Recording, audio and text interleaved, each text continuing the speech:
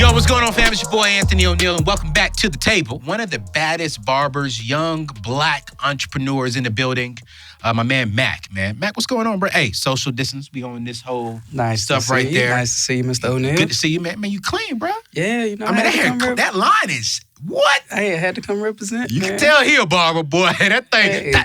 ooh. Appreciate it. Shout out to Fast Barbershop. Hey, man, Fats Barbershop. How many barbers you guys have over there? We're on deck for about 7 or 8 right now. 7 or 8. All of them on point. Yeah, we're getting you taken care of. All of them on point. Mac, I invited you in, man, because with everything going on around the coronavirus right now, how is business for you? How are things going on? For me personally, business is as usual. Okay. Like I said, we're just taking the necessary precautions to protect the public. Yeah. We're taking things a little bit above standard, you know, just making sure everything's sanitary and sanitized. So it's just, being extra careful to protect you guys. Yeah.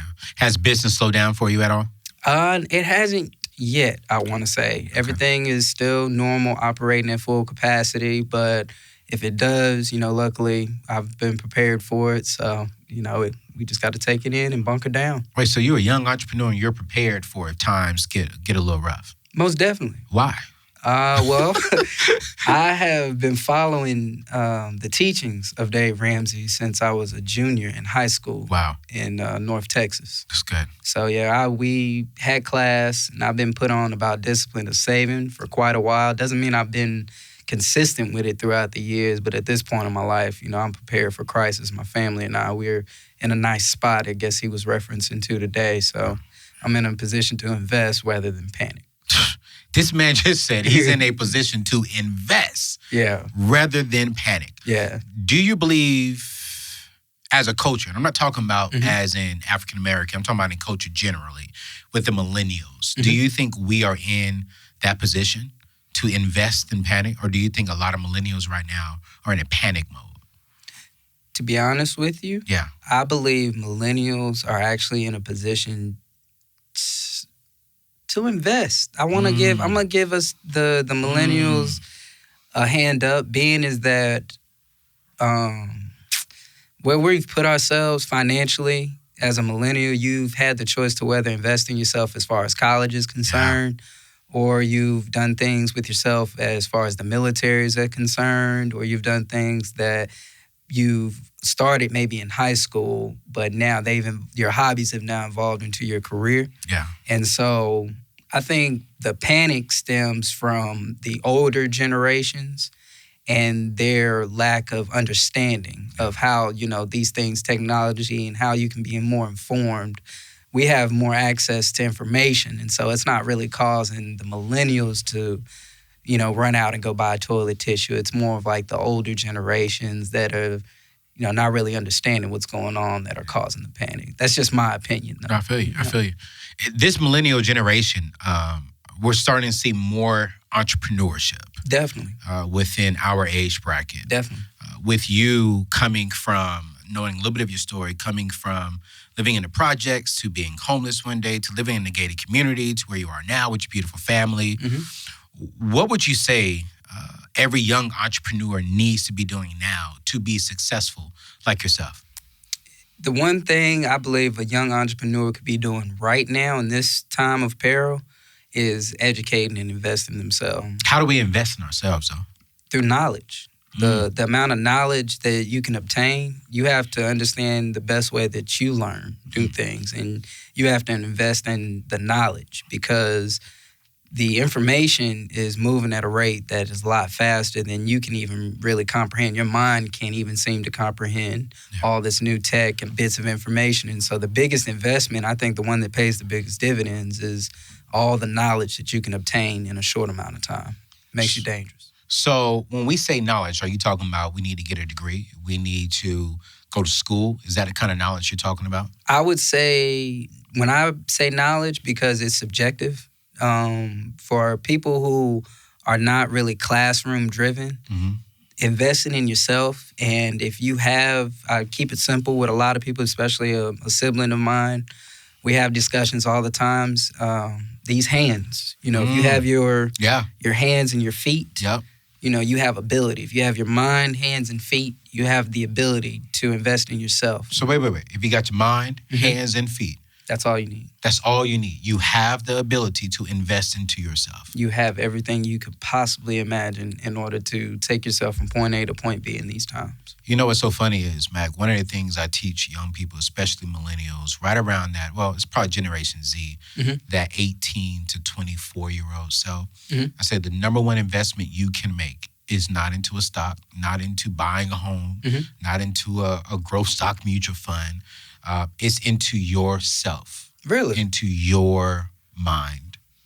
Because if you have the ability, like you said, if you have a mind, if you have the hands and feet to do what your mind thinks, then that means you can be successful. You're right. But you got to put stuff into your mind so your mind can think. You're absolutely right. You can't just put Xbox and gossip and rumors into your mind because your hands and feet are just going to reproduce that drama. That's all they're idle to do so. I mean, I personally never knew that was a part of your mantra, and to the younger generation. So thank you. That allows me to know that my head is in the right direction. Absolutely. I actually adopted that way of thinking from a couple of different people. Okay. I always love to give credit where it's due. Yeah. But there's a lot of people that I interact with on a day-to-day basis. People like you and people like Dave Ramsey. People like I like to actually take a lot from Will Smith, believe it or not. Yeah. Will Smith, you can learn a lot from him if you just see the understanding of why he's doing what he's doing. Yeah. Because everyone's human at the end of the day, but he reaches a lot of audiences and tells a lot about just diving deeper within yourself, and that comes to true. Like, there's a lot of literature behind it, and it's real. To other young entrepreneurs out there who are saying, you know what, I'm young, I'm out here grinding, but this coronavirus is killing me. Should they put their dreams on pause right now? Not at all. There's no reason at all, because I personally believe that it doesn't really matter what the circumstances are. You're still on the clock. And when I say on the clock, that's my way of putting my life into how I understand it best. Like, I had to take my situations and funnel them into a way that what makes the most sense. So I look at everything kind of like an athlete would.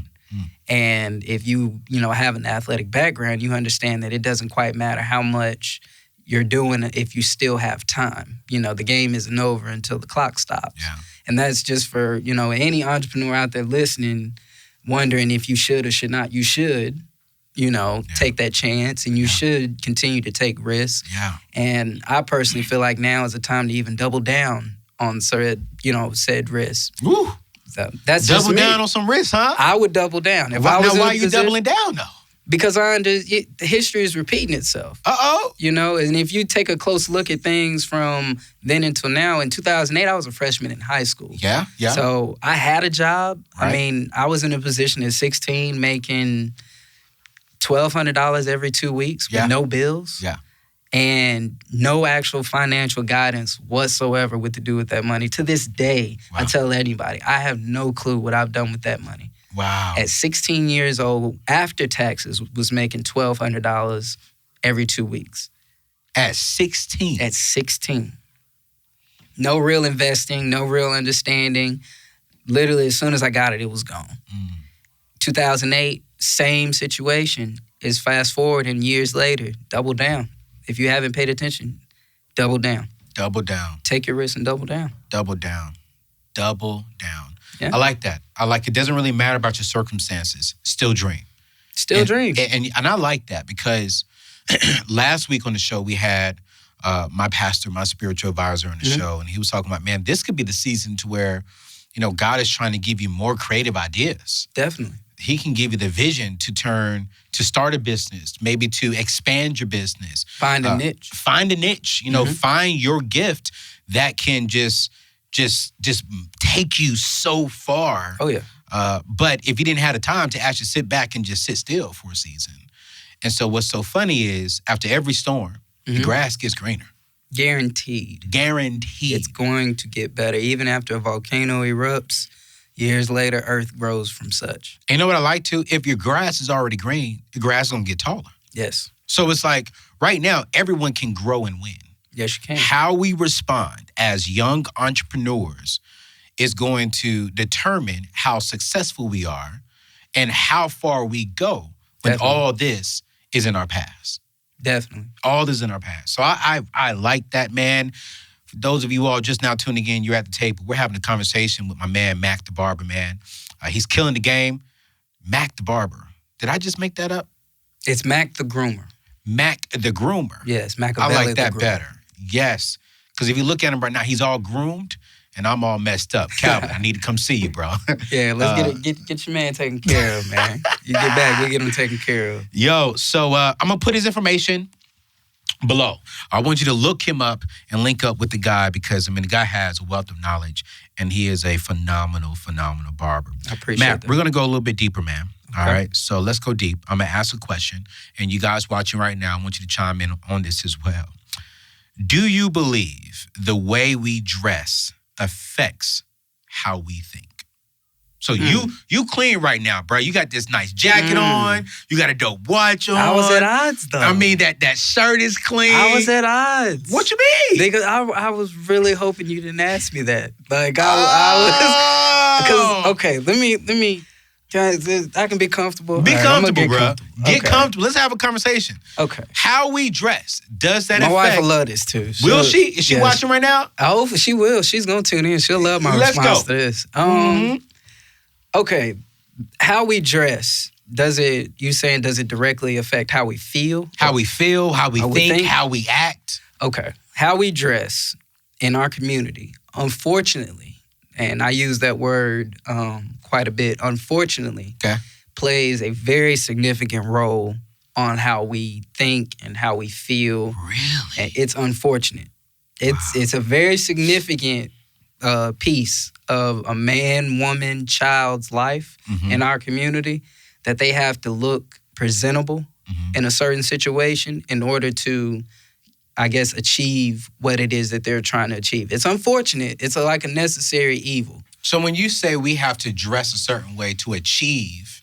In a certain way doesn't mean what I have on. Okay. A certain way could mean if, I'll give you an example. I don't wear the same pants that I wear to work to church. You see what I mean? I wouldn't wear the same coat to church that I would wear to a formal dinner. You see what I'm saying? Like, my wardrobe... But the church says come as you are, bro. And the club has a dress code. So that's the times that we're living in, you know what I mean? And you're right, the church got a dress code. You see what I'm saying? I feel you. The club has the dress code. The church is come as you are.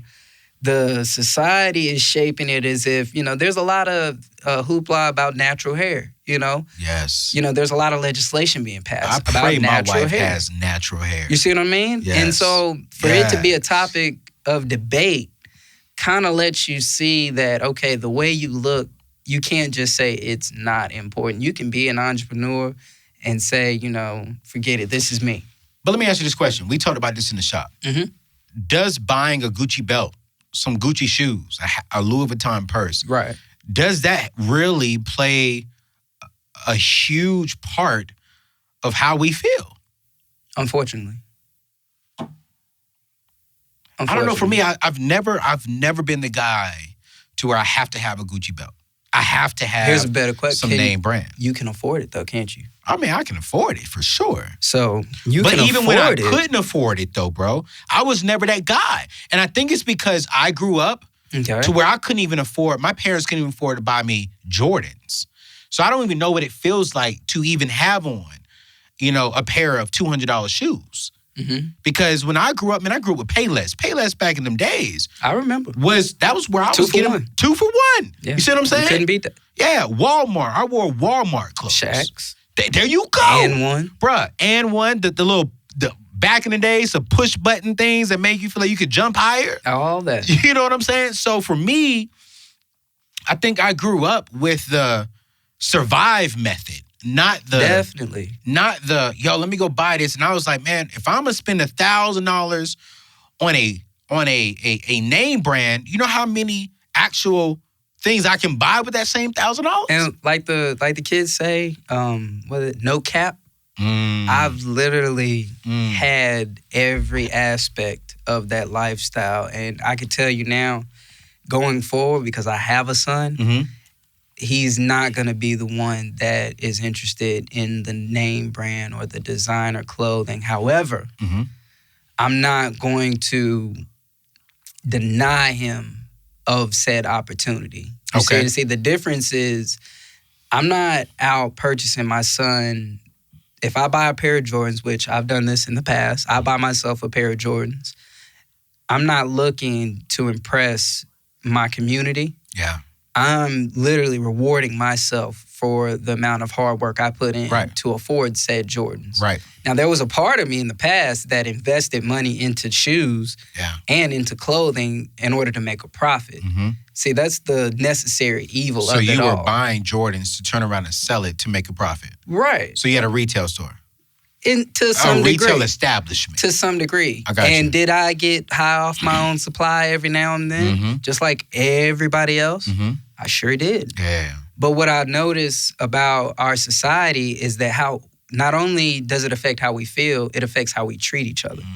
Because your presentation versus my presentation, I'm liable to look at you any sort of way. And that's unfortunate. One of the shows I'm going to do is I'm going to bring on my stylist. And I have a stylist that he styles me for a lot of my major events. And I told him, like, hey, when I first got with him, I said, hey, here's my budget. Okay. And he was shocked by my budget. Really? Yeah, because, I mean, my budget would probably just buy me one name brand thing and that's it. Just one. And he was like, well, wait, I can't do nothing with this. I said, yes, you can.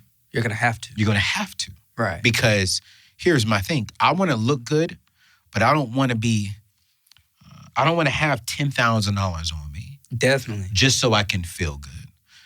I already feel good on the inside.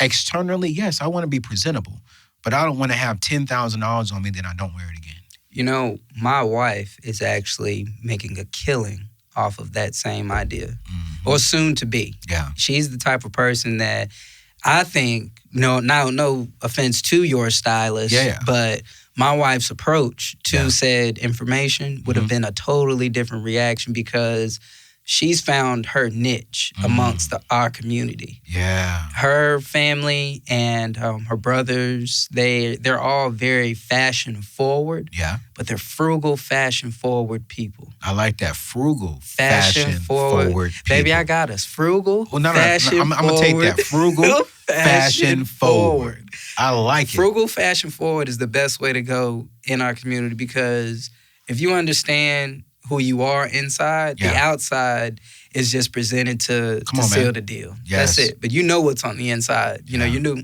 the clothes never really make the man. Yeah. You know, the man makes what he puts on. You know, I'm around a lot of millionaires and billionaires, and I just had the opportunity to be at a millionaire's house. Wow.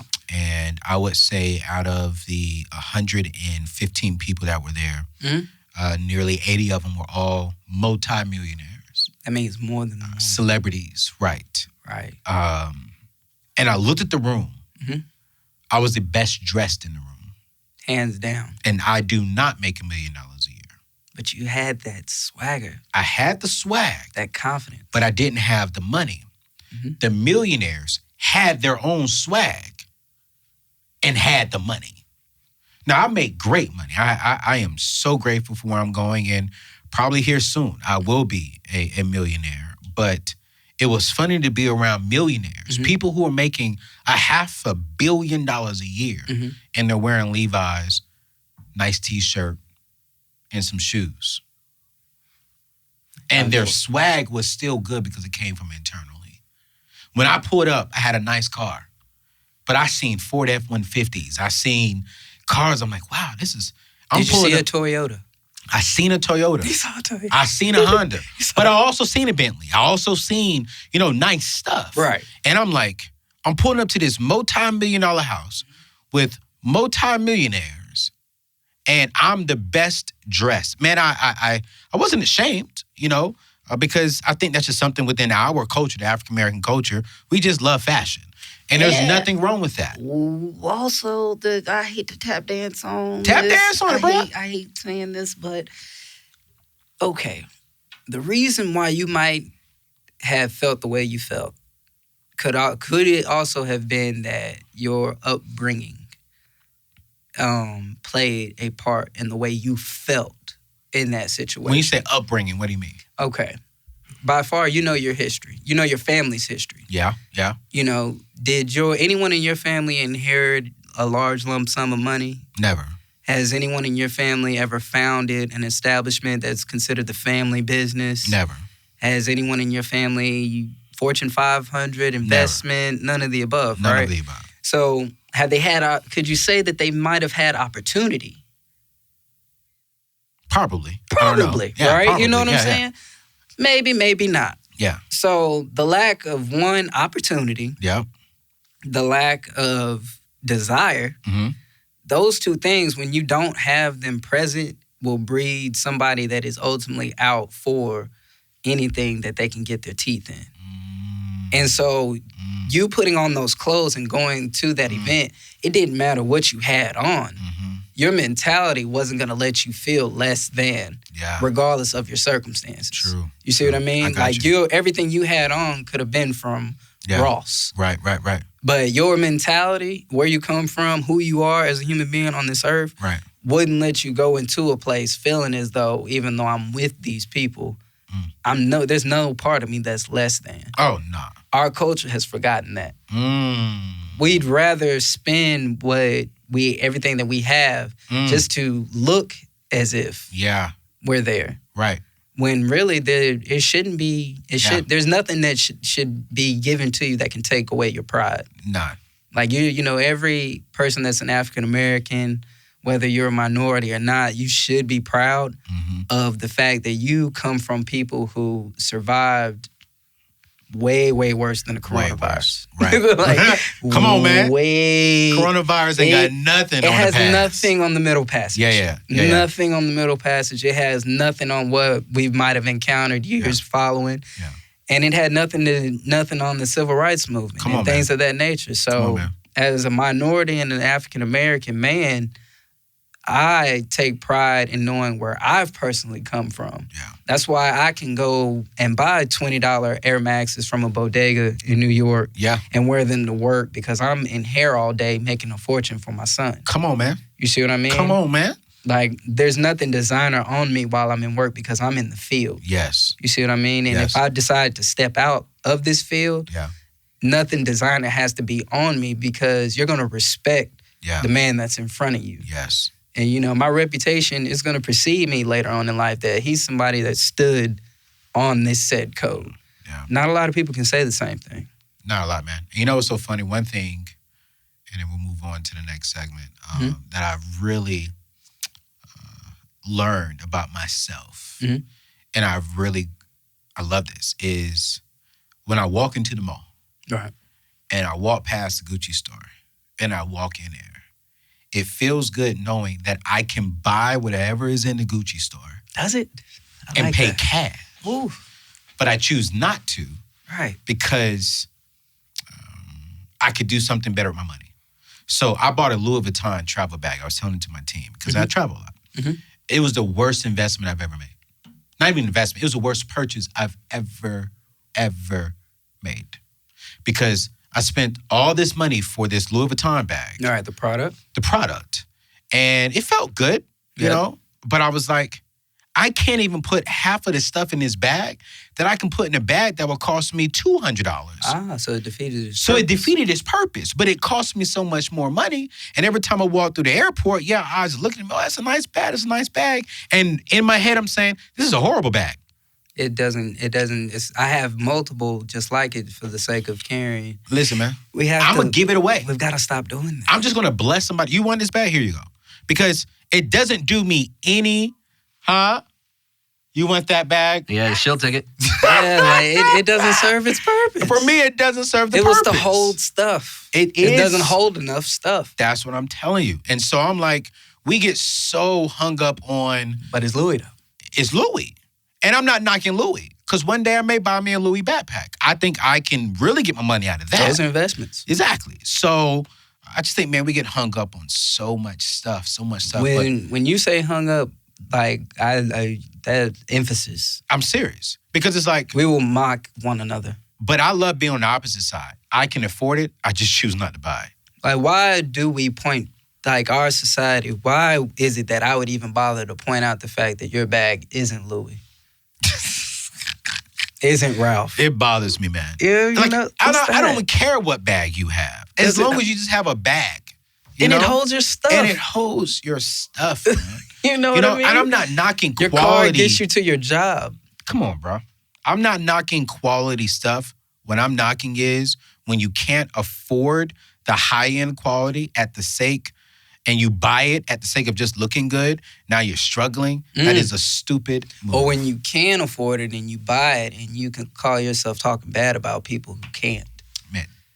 Because the fact that you think you can take that bag, let your family bury you with that same bag, I'm going to go dig it up, Anthony.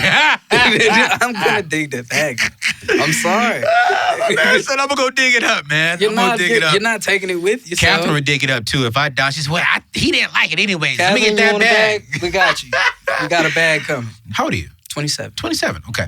So 27 years old. You've been around for 27 years. How long have you been married? I've been married for almost a year and a half now. Year and a half, 7-month-old son. Yes, sir. Real quick, what is one thing you've learned within the last 30 days? I have learned to be patient through an activity that I've recently picked up with me and my wife. Okay. And that's through gardening. Gardening? I've started a garden. Wait, you have a house? You got a I have a house that I rent. Okay. I rent. And my wife and I, we decided that we were going to start a garden. So I've purchased the greenhouse. I've got the raised bed. Because I'm not the type of guy that can just say, okay, practice patience or learn patience. Yeah. I have to actively be involved in something that is going to exercise my patience. Gardening. Patience. You have to be patient. Bruh. Everything that you've seen in a garden so far started from something about that big. Everything. You got to take your time and appreciate every single day. Like, you don't know the appreciation of a day until you've seen, like, a seed start to sprout. Wow. And then all that's growing with my son. Bruh. So we don't even have enough time to dive into that, dog. It's patience. Dude, You want to learn patience? Bruh, start a garden. You just said a lot. Yeah, start a garden. Because patience, you got to be patient to go out there in the heat, plant that seed, dig up the dirt, get dirty, put the dirt back on top of the seed. You got to go out there every day, 2 or 3 days. Every morning. To water that seed. And you can water it today and you won't see nothing. There's nothing. You'll water it tomorrow and you won't see nothing. But you got to keep doing it and being patient. And then out of nowhere, you see something get out. My son, what did it for me is when my son just started eating solid food. So we're on strictly vegetables and fruits, no meat. Okay. We get a butternut squash. Okay. The seed from a butternut squash. Yeah. And dried it out, did what you're supposed to do, threw it in the dirt. Probably about within 2 or 3 weeks, it sprouted. It blew my mind. Like, that level of to see he's going to later consume. It's going to nourish his body. Wow. You take that seed, grow another one just like it to feed the rest of your family. It's the best exercise of patience I can give to millennials. In this season of the coronavirus, instead of getting scared, find out what seed you could be planting in your life. Oh, yes. And water that seed. And be patient. Be patient. Because what comes from that seed could give you the very next seed for the very next season of your life. Patience. I could break it down further for those who don't understand. We don't have enough time. Man, take your time, guys. Yo, patience. Patience, man. You just said a mouthful right there. Definitely. Patience is something that we all can work on. When we're getting out of debt, we got to have patience. I've learned. When we're building wealth, we got to have patience. A lot of it. As we're growing, we got to have patience. Man, you killing it, man. Doc, this has been an amazing show. Hey, man, we're going to have some fun. We had a lot of in-depth stuff. My producer, Connor, always asks us at the end of the show a question. How would you save? What's our question today, bro? So, would you rather save money by going 3 months with no haircut and no shaving, or going 3 weeks with no shower at all? And the viewer can vote right here as well. Wait. Say that one more time. That's all right, biased. 3 months Save money by going 3 months without getting a haircut, shaving at all, and you can't cut your own hair. I want to be honest with you. Like, can I? Or 3 weeks with no shower. Can I be honest with you real quick before? Like, we're not airing it. Yeah, we airing this. Oh, I didn't pay for this. Right. You cut it yourself, right? No. I'm saying, but boy, he's saying that you can't even do that. I'm saying, hypothetically, all right, let's say, would you rather just go 3 months with not shaving, no haircut at all, no lineups, or 3 weeks with no shower at all? Okay. Yeah. Answer right now. We're ready. If I had to go which route, I would have to say I need 3 weeks with no haircut. Or however long I gotta go, honestly, with no haircut. Like, I've gone a year with no haircut and saved a lot of money before I actually became a barber. So, yeah, if you had to give it to me, go ahead. I'll wolf it out. It's no problem. Yeah, I'm with him, man. I'd rather smell good and look bad than look homeless. good and not smell good. I was homeless, and you couldn't tell. Like, the barbershop that I work in, I used to sleep behind it. For real? I slept behind the barbershop for like a year. But I showered every day. Every day? Every single day. Shout out to the Walmart that's across the way. That's true. Just run up in the bathroom real quick, take care of yourself, get in and out. Right. Every day. So you took a shower in Walmart. I slept in a Walmart parking lot for about 5-6 months of my life, off and on. I call those growing pains. I thank God for them, too. You know, I thank God for it. You know, I really do. Do I want to live it again? No. No, not at all. Y'all, you guys have been watching The Table, man. Great conversation with one of my good friends, Mac the Groomer. Works at one of the best barbershops, not just in Nashville, I believe, honestly, around the world. Amazing, amazing, amazing barbers. I'm going to put his information below. I'll also put the barbershop information below as well. If you're in the city of Nashville, Tennessee, you need a haircut, go check them out. Every single barber in there is dope. They got a dope chick in there too, just chopping people's heads up, man. I mean, it's just a great atmosphere. You're going to laugh. You're going to get a good conversation. But most importantly, you're going to get a good haircut. Mac, thanks so much for coming, man. Thanks so much for watching, you guys. I'll see y'all in the next video. Peace.